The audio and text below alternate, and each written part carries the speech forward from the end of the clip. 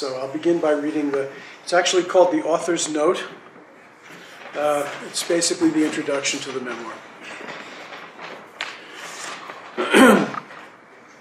This book has come into existence as the result of my meeting an authentic spiritual master when I was 28 years old, and resolving from then on to dedicate my life to studying with him and serving him.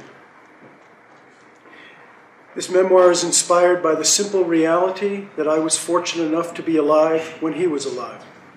That in every interaction with him, he seemed in some utterly uncanny way to embody the raw truth at the very heart of life.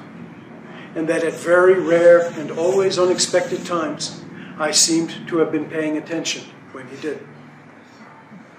My teacher was a wild, holy man. I think I'll read that sentence again. My teacher was a wild, holy man. You definitely need to understand that.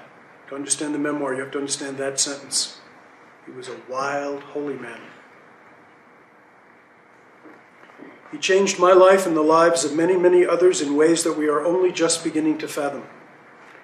In that sense, this book presents the story of my life as only one reflection in the radiant mirror of his life.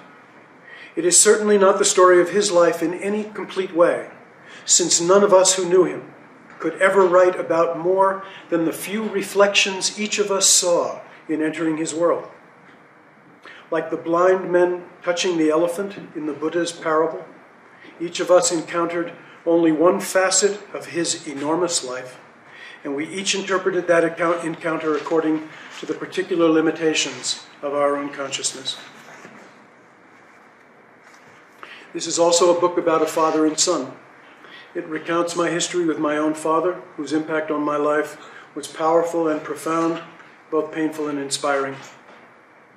Finally, it is about how my encounters with my teacher clarified and healed my relationship with my father, even if that was never his real agenda or intention.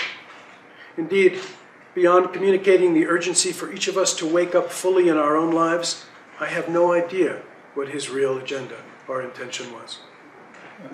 In that sense, he was and will always remain unfathomable. Now both are gone from this world, and the finality of death compels me to say farewell to them both, as all sons must inevitably say to their fathers. Yet the blessings of each are more and more vividly present in my own life as I grow older. For this, my gratitude to each of them is endless, and farewell becomes hello again every day, even every moment.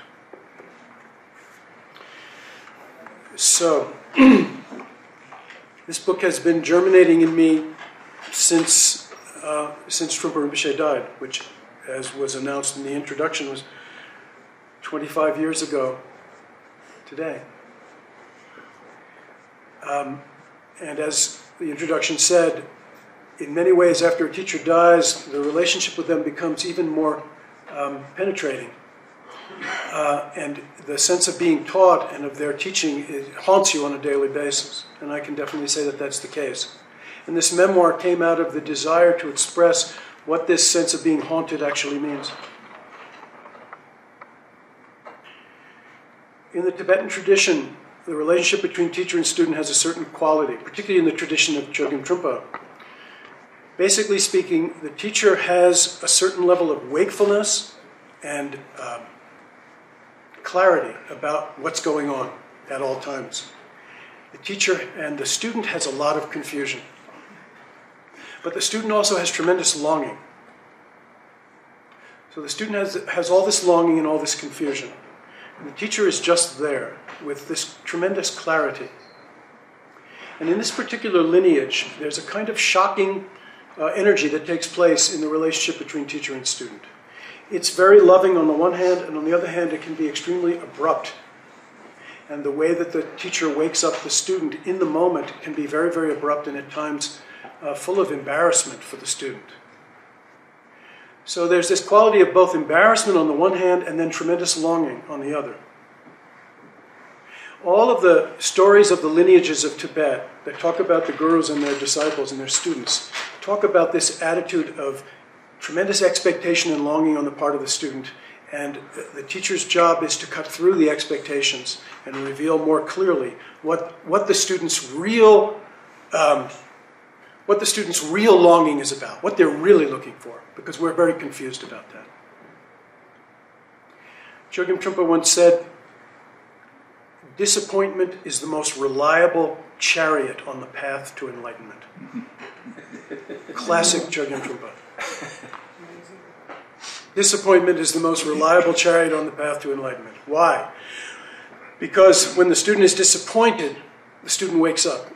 And the gap between our expectations of who we think we are, and our ambitions, and our spiritual materialism, and our grandiose ideas about who we think we are, the gap between that and the reality of the situation is something that the teacher exposes with penetrating clarity.